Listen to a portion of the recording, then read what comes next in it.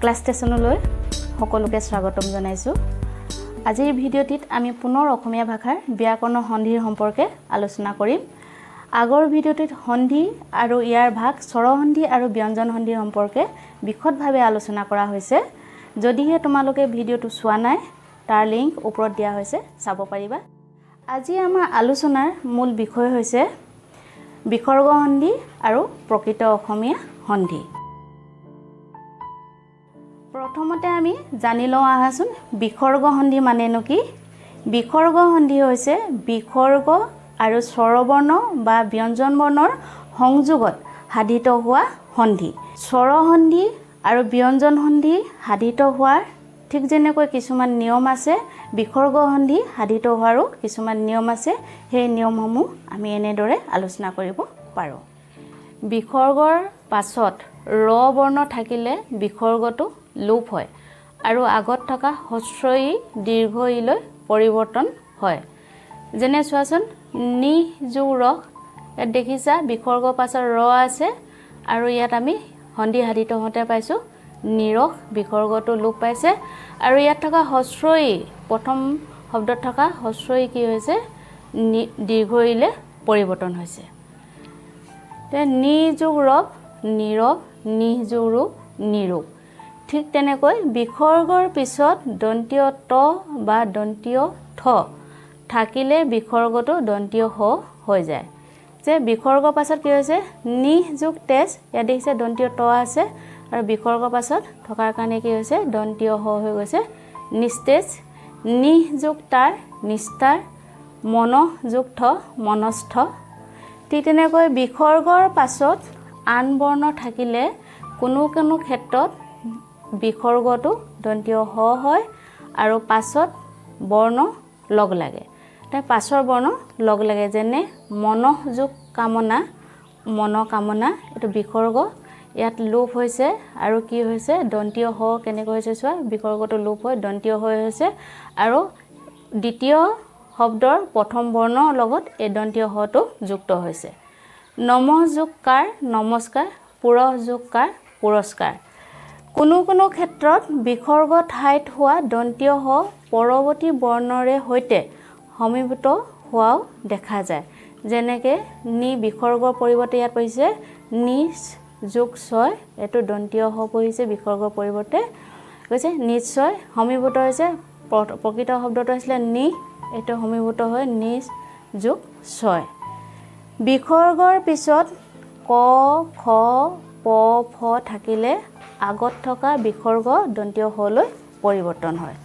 যে পুৰহ যোগ কাৰ পুৰস্কাৰ, তিৰহ যোগ কাৰ তিৰস্কাৰ, নিহ যোগ প্ৰদীপ নিষ্প্ৰদীপ। বৰ্গৰ তৃতীয় চতুৰ্থ বা পঞ্চম বৰ্ণ নাইবা অন্তস্থ জ ৰ ল হ পিছত থাকিলে আগত থকা বিসৰ্গযুক্ত অ উলৈ পৰিৱৰ্তন হয়। মন, দেখিছে বিসৰ্গ আছে, বিসৰ্গটো উচ্চাৰণ কৰোঁতে আমি অ এটাৰ লগতে যুক্ত হৈ আছে। তাৰপাছত দেখিছোঁ এতিয়া হ আছে, এই বিসৰ্গৰ লগত থকা অটো উলৈ পৰিৱৰ্তন হৈছে। চোৱা, মনোহৰ। মন যোগ ৰম মনোৰম, তপ যোগ বন তপোবন, মন যোগ যোগ মনোযোগ। ক খ প ফ পাছত থাকিলে নি আবি বঢ়ি দু চতু আদিৰ বিসৰ্গৰ দন্তীয় খ মূৰ্ধন্য খ হয়। যেনে নিহ যোগ পাপ নিষ্পাপ, নিহ যোগ কাম নিষ্কাম, আবি যোগ কৃত আবিষ্কৃত, বহি যোগ কৃত বহিষ্কৃত, দুহ যোগ কৰ দুষ্কৰ, নে চতু যোগ কোন চতুষ্কোণ। কোনো কোনো ক্ষেত্ৰত বিসৰ্গৰ কোনো পৰিৱৰ্তন নঘটে। আমি ইতিমধ্যে স্বৰসন্ধি আৰু ব্যঞ্জন সন্ধি আলোচনা কৰোঁতে পাইছিলোঁ নিপাতনে সিদ্ধ সন্ধি কিছুমান, যাৰ কোনো নিয়ম নাথাকে। ঠিক তেনেকৈ বিসৰ্গ সন্ধিটো দেখিছোঁ যে কোনো কোনো ক্ষেত্ৰত বিসৰ্গৰ কোনো পৰিৱৰ্তন নঘটে। যেনে অন্তঃকৰণ, শিৰপীড়া, মনঃকষ্ট, অৰ্ধপাত, তেজপুঞ্জ, বয়প্ৰাপ্ত আদি শব্দবিলাকৰ ক্ষেত্ৰত কোনো বিসৰ্গৰ কোনো পৰিৱৰ্তন নঘটে। বিসৰ্গ সন্ধি নিয়মসমূহৰ সম্পৰ্কে আলোচনা কৰিলোঁ। আশা ৰাখিছোঁ তোমালোকে এই বিসৰ্গ সন্ধি সম্পৰ্কে বুজি পালা। সংস্কৃত ভাষাৰ নিয়ম অনুসৰি অসমীয়া ভাষাত সাধিত হোৱা সন্ধিৰ সম্পৰ্কে জানিলোঁ আৰু এতিয়া আমি আলোচনা কৰিম অসমীয়া ভাষাৰ প্ৰকৃত সন্ধিনো কি। সংস্কৃত ভাষাত কি হয়, শব্দৰ লগত শব্দ বা পদৰ লগত পদৰ মিলন ঘটি সন্ধি সাধিত হয়। অসমীয়া ভাষাৰ সন্ধি প্ৰত্যয় বা বিভক্তিৰ সহযোগতে সাধিত হয়। এতিয়া এই প্ৰত্যয় বা বিভক্তিৰ সহায়ত কিদৰে অসমীয়া ভাষাৰ সন্ধি সাধিত হয় আমি কিছুমান নিয়মৰ সহায়ত আলোচনা কৰিম। ব্যঞ্জনযুক্ত অ বা আৰ পিছত আ স্বৰ থাকিলে সেই অ বা আ প্ৰত্যেকে ও হয় আৰু পিছৰ স্বৰটো ইয়াত লগ লাগে। চোৱাচোন, অ যোগ আ কি হৈছে, ও হৈছে, পিছৰ স্বৰটো কি হৈছে ল যোগ আ, লয় ইয়াত থকা অ আৰু আ লগ লাগি কি হৈছে ও হৈছে এইটো, আৰু পিছৰ স্বৰটো এই ও লগত যোগ হৈছে, ল যোগ আ লোৱা, ইয়াত ল অ আ লো আ লগ হৈ এইটো লোৱা হৈছে। থ যোগ আ থোৱা, ক যোগ আ কোৱা, ঠিক তেনে আ যোগ আ ও আৰু আ ওৱা হয়। যেনেকৈ খা যোগ আ, ইয়াত আ আছে আৰু এয়া আ, এইটো কি হৈছে ও হৈছে, এইটো খোৱা। যা যোগ আ যোৱা, পা যোগ আ পোৱা। তাৰপিছত হস্ৰই বা দীৰ্ঘই পিছত অ বা আ থাকিলে অ আৰু আ ক্ৰমে ইয় আৰু ইয়ালৈ পৰিৱৰ্তন হয়। অ হয় ইয় আৰু আ হয় ইয়া। বুদ্ধি যোগ অক, এতিয়া হস্ৰই বা দীৰ্ঘই পিছত থাকিলে বুলি কৈছে। এতিয়া প্ৰথম শব্দ আছে বুদ্ধি, ইয়াত আছে হস্ৰই, ধ লগত হস্ৰই যোগ হৈ আছে আৰু ইয়াত আছে অ, ইয়াত হৈছে বুদ্ধি ইয়ক, ইয়াত কি হৈছে ইয় হৈছে, অটো ইয় হৈছে। তেতিয়া দীৰ্ঘই থাকিলে কি হৈছে ইয়া হয়, নদী যোগ আল নদীয়াল। হস্ৰৌ উ আৰু ঔ আদি স্বৰবৰ্ণৰ পিছত অইন স্বৰবৰ্ণ যোগ হ'লে সেই স্বৰবৰ্ণৰ মাজত ও এটা আগম হয় আৰু এই ওৰ লগত পিছৰ অটো যোগ হয়। উদাহৰণ চোৱাচোন, উলু যোগ অনি, ইয়াত দেখিছা এইটো হস্ৰৌ আৰু ইয়াত কি হৈছে অ যোগ হোৱাৰ পাছত কি হৈছে ইয়াত উলু, এই ও এটা আগমন ঘটিছে, অটো এই ওৰ লগতে যোগ হৈ গৈছে। উলু অনি, উলু অনি। ৰু যোগ অ ৰুঅ, ঔ যোগ অনি ঔৱনি।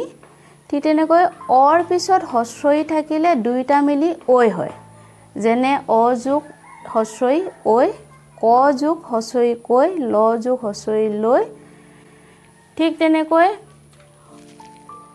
অ নাইবা আকাৰান্ত ধাতুৰ পিছত অবিভক্তি যোগ হ'লে অৰ সলনি ও হয়।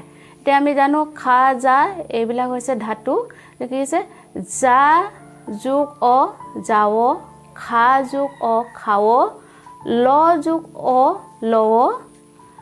উৰ পিছত হস্ৰই থাকিলে উৰ ঠাইত হস্ৰৌ হয়। যেনেকৈ ধু যোগ হস্ৰই ধুই, চু যোগ হস্ৰই চুই, ৰু যোগ হস্ৰই ৰুই।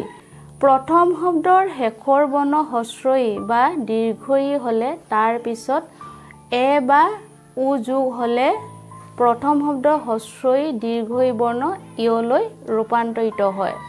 আমি পালোঁ কি প্ৰথম শব্দৰ শেষৰ বৰ্ণ হস্ৰই বা দীৰ্ঘই হ'লে তাৰ পিছত এ বা উ যোগ হ'লে প্ৰথম শব্দৰ হস্ৰই দীৰ্ঘই বৰ্ণ ইয়লৈ ৰূপান্তৰিত হয়।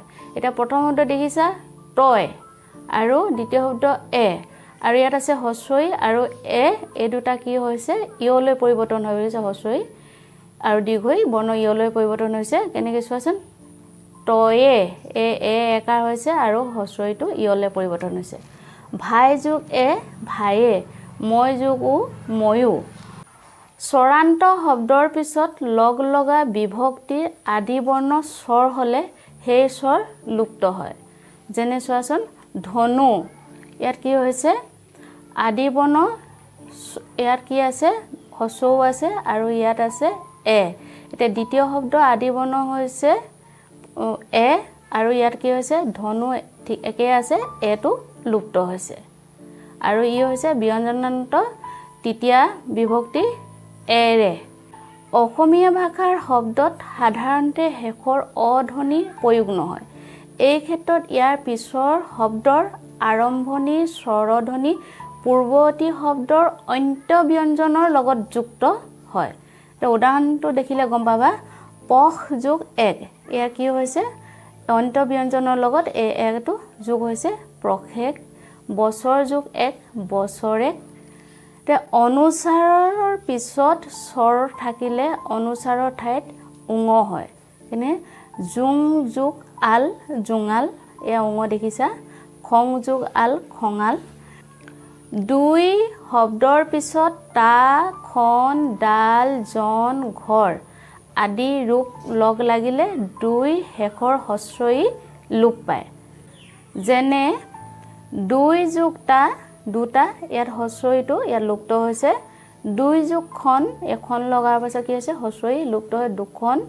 দুই যোগ ডাল, দুডাল। দুই যোগ জন, দুজন। দুই যোগ ঘৰ, দুঘৰ। এক বা ছয় শব্দৰ পিছত তা, খন, ডাল, জন আদি লগ লাগিলে এক বা ছয় অন্তিম ব্যঞ্জন ক আৰু অন্তস্থ য় লোপ পায়। যেনে ছয় যোগ তা, এই প্ৰথম শব্দ অন্তিম ব্যঞ্জন হৈছে অন্তস্থ য়। এতিয়া ছয় যোগ তা, ছটা। এক যোগ তা, এটা। এক যোগ গৰাকী, এগৰাকী। ছয় যোগ ঘৰ, ছঘৰ। এক যোগ বছৰীয়া, এবছৰীয়া। ইয়াত অন্তিম ব্যঞ্জন ক আৰু অন্তস্থ য় লোপ পাইছে। ঠিক তেনেকৈ ৫, ৭, ৮ আৰু ১০ শব্দৰ পিছত তা লগ হ'লে মাজতে বিকল্পে এটা উৰ আগম হয়। ই আগৰ ব্যঞ্জনত যোগ হয়। যেনে ৫ যোগ তা, পাঁচোটা, ইয়াত দেখিছা এটা উ আগম হৈছে। ৭ যোগ তা, সাতোটা। ৮ যোগ তা, আঠোটা। ১০ যোগ তা, দহোটা। এই উৰটো এই শব্দকেইটাত দেখিলা প্ৰথম শব্দৰ শেষৰ ব্যঞ্জনত লগত যুক্ত হৈছে। দন্তীয়া ধৰ পিছত অন্য ব্যঞ্জন যোগ হ'লে দন্তীয় ধৰ ঠাইত দন্তীয় দ হয়। যেনে আঠ যোগ কপালী, আঠকপালী। ৮ যোগ খৰীয়া, আঠখৰীয়া। ৮ যোগ বয়সীয়া, আঠবয়সীয়া। ছাত্ৰ ছাত্ৰীসকল, আজিৰ ভিডিঅ'টো ইমানতে সামৰিছোঁ। তোমালোকে ভিডিঅ'সমূহ কেনে পাইছা আমাক কমেণ্ট কৰি জনাবা। যদিহে কিবা আখুৱা পোৱা আমাক নিশ্চয় জনাবা। আশা ৰাখিলোঁ আমাৰ চেনেলটো চাই থাকিবা। ধন্যবাদ।